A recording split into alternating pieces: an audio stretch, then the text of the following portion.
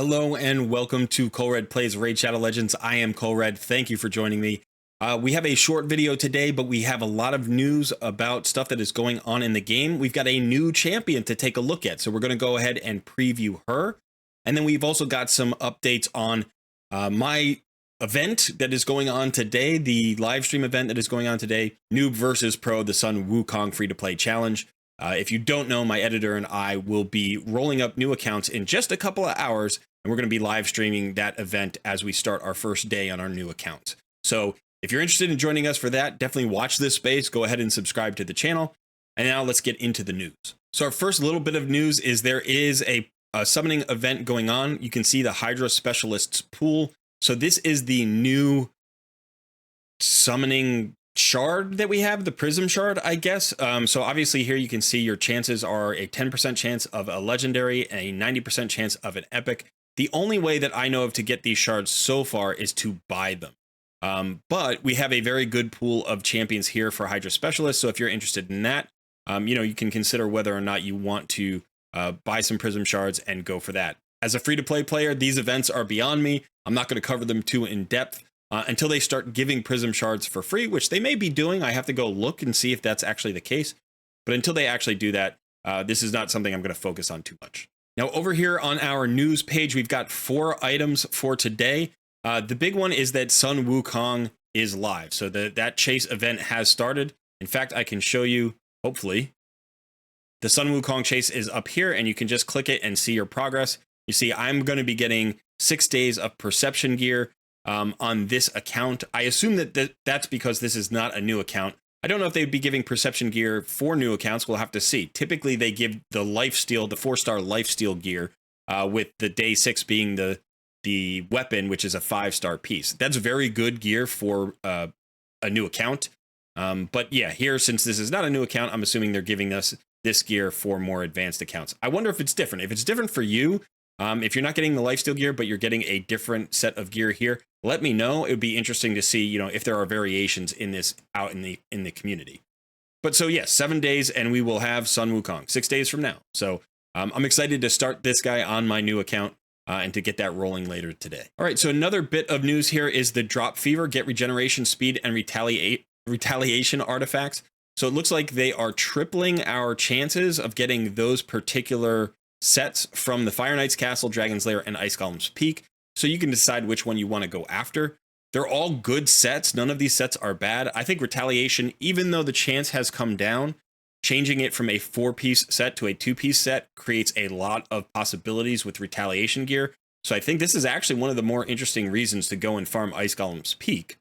Obviously, speed artifacts are always in high demand, so the Dragon's Lair gives us those. And then regeneration artifacts are also very good for tanks and keeping your, your supports alive and so on and so forth. So Fire Knight's Castle, the regeneration set, probably the set I'm least interested in right now. Not because it's not a good set, but because I have tons of it that I'm not using yet. So I would probably go into Dragon's Lair a little bit more or into Ice Golem's Peak.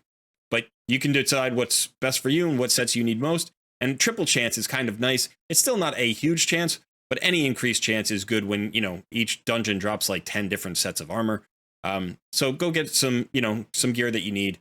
Start farming today. Now we get to the Summon Rush and Fragments. And this is interesting. I think they maybe did something like this only one time before. So this is new.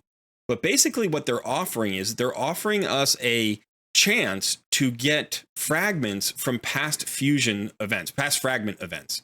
So this is the list of the champions: Pythian, Mighty Uko, Walking Tomb Drang, Supreme Elhain, Vlad the Nightborn, or Bivold of the Thorn. So if you were around during any of those fusions and you came up 5 to 25 fragments short, you're going to have an opportunity to potentially get 25 fragments for these champions. Now, this will be a Summon Rush event. So they're going to ask you to go ahead and use, shards in order to get these fragments. I don't know if they're going to be like wildcard fragments, in which case maybe you can even complete 2 or 3 of these if you are, within 25 total fragments of more than one of these champions. The only champion on this list that I did not complete was Vlad the Nightborn, and unfortunately I stopped at 50 fragments. I don't think I went for Vlad at all, but they are all very good champions, so if you can complete these fusions, this might actually be worth pulling some shards depending on where the point totals lie. So you're going to have to make that judgment for yourself. I can't help you out because I don't know what it's going to look like. But we might have a conversation about this later after this event goes live tomorrow. So probably, you know, starting, it says Wednesday, August 23rd, 8 UTC. So actually, it looks like it's a 2-day event. So it's going to be, you know, we're going to have multiple days in order to get in there and complete this.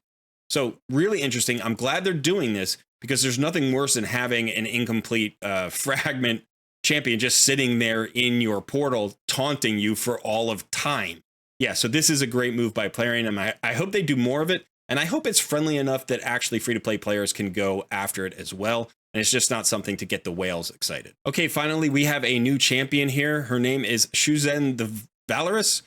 She is a support Void Affinity from the Shadowkin. So this is going to be interesting. Let's go and look at her. I didn't even know this champion was coming out, so let's get a first impression on this champion. Okay, she is in-game live already, so you can start pulling, you know, shards for her, or you can get her from a shard immediately. Obviously, as a free-to-play player, I highly recommend you wait until a 2x Void Shard event in order to pull your Void Shards. But cool-looking champion. Very cool. I like her look. I like her weapon. I like her dress and sort of the armor pieces that are attached to it. I like her hairstyle. Very cool champion. We don't have any flaming glows or, you know, ghostly spectral things happening, which we're kind of used to with this Shadowkin faction a little bit, but still a very good character design. So let's go ahead and look at her stats. 110 speed. Wow, that jumped out. That jumped out right away. 110 speed puts her in the top 10 fastest champions in the game, I think. I still think there are probably 10 or fewer champions at 110 speed. So yeah, that is very fast. That is Arbiter fast. 21.6k HP and 1300 defense. This is a survivable champ. Let's see what she does.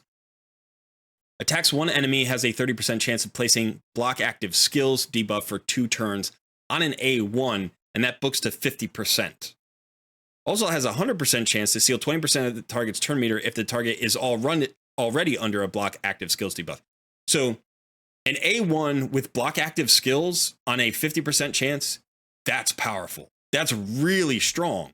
And then on top of that, you've got this extra turn meter drop if the block active skills is up. It doesn't have to be hers, it doesn't look like. So that's actually a decent additional kind of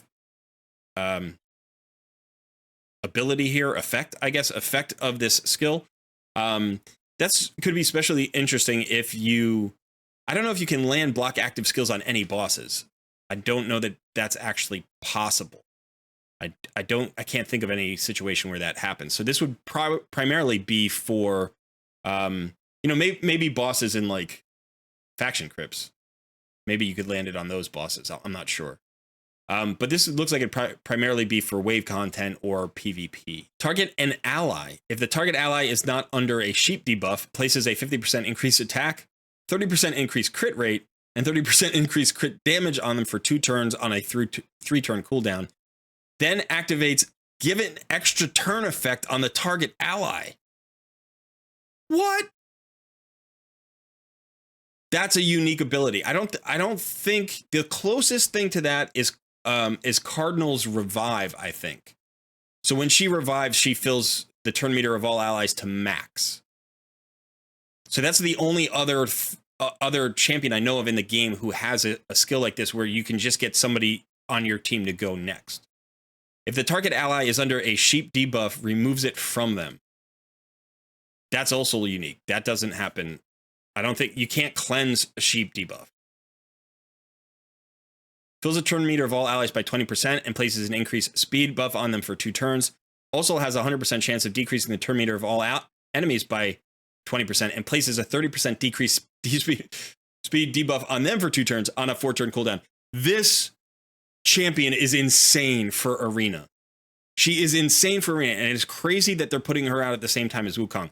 This replaces Deacon Armstrong as that like 2nd turn meter champion in your team. So potentially you can replace maybe even Arbiter, or if you use Arbiter and Deacon as a duo, as I do, she is doing a better job because Deacon's skill, I think it's his A3, fills the turn meter of all allies by 15%, and then decreases the turn meter of enemies by 15%. So this is more fill and more decrease of turn meter, but it also has the increased speed and the decreased speed debuff on him. This is an arena goddess right now. Already, she's amazing. I don't even know what's going to happen next. Like, increases his champion's accuracy equal to the amount of speed they have. You're going to build her with like 350 speed. You're going to drop every drop of speed you can have onto her. And then that means she's going to be able to land her turn meter decrease and her decreased speed and her block active skills really easily, because you're going to be able to get this champion to like 700 accuracy. If her aura is in arena and it's fast, of course it is. Of course it is. Increases ally speed in arena battles by 30%. That's the same as Arbiter. This is Arbiter 2.0. This really is. The only thing that she doesn't have is an AoE increase attack, right? Because Arbiter's turn meter gives an AoE increase attack. And, you know, when you do this, if you do this ability, you can't do this ability in the same turn. That's the only thing that's saving Arbiter's job right now, is that these two abilities are, you know, they have to happen on different turns. But imagine her and Arbiter together. This is an insane champion. This has become maybe the best arena support champion for a Go First team or speed team out there.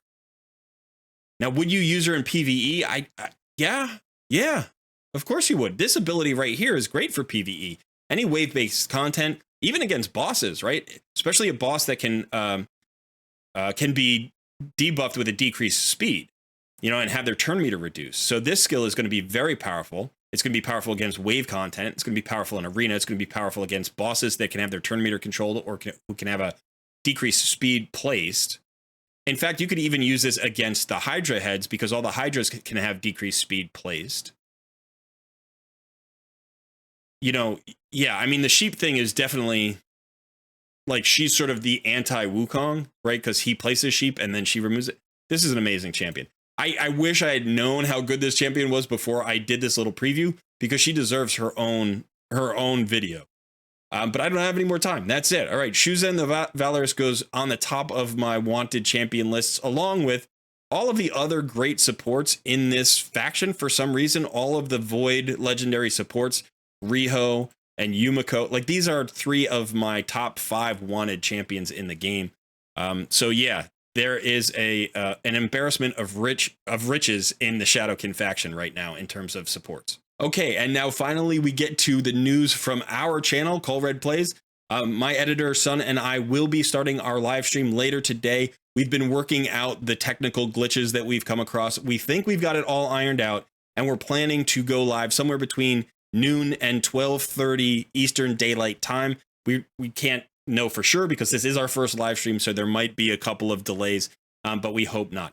If you are interested in joining one of our clans, come join our Discord. The invite link will be in the description of this video, and then you can sign up for one of the clans, the 2 new clans that we are starting for this Noob versus Pro event. So again, we are each starting brand new accounts, and he's going to be in a different clan than I'm going to be in, and we're just going to, you know, use this as an opportunity to build some clans for our growing Discord community. We have a lot of people already signed up. We still have some spaces, but I expect that once we go live, they will start filling up very quickly. You do not need to be free to play. You do not need to have a new account. Although if you'd like to have a new account and be free to play, that would be great. If you are a spender, just note that in your application, so we can kind of spread the money around a little bit in the teams, so that, you know, we don't have too much imbalance between the 2 teams. And if we go beyond the numbers that those 2 clans can handle, we will introduce additional clans. One thing to note is, in the application, we've asked for your Discord name. And when we say Discord name, we want the Discord name that you are using on our server. So a couple of applications have been filled out, and I cannot find the Discord accounts because the names don't match anybody in our server. So if that is you out there, you may want to reapply, send in a new application, and just in the note, let us know that you previously applied with a different name. Okay, I think that's about everything. If you have applied to a clan and you haven't actually gotten assigned to a clan just yet, we will be doing that before we go live. And then once we are in the actual live stream, we'll make sure to pick up everybody and get the clan invites going. So you should be able to get into your clan by the end of the live stream if you're around. If you're not around, just make sure that you fill out an in-game application, and we'll get you into the clan as soon as we can. All right, I think that's everything. I think that is everything. Thanks so much for hanging out. If you have any questions, put them in the comments below or come join us in the Discord community and you can ask us questions there. It's going to be a little bit crazy today because we're just getting ready for this big event. We're very excited for it. We hope you join us. Thanks so much. I've been Colred, and I will see you in a live stream very soon.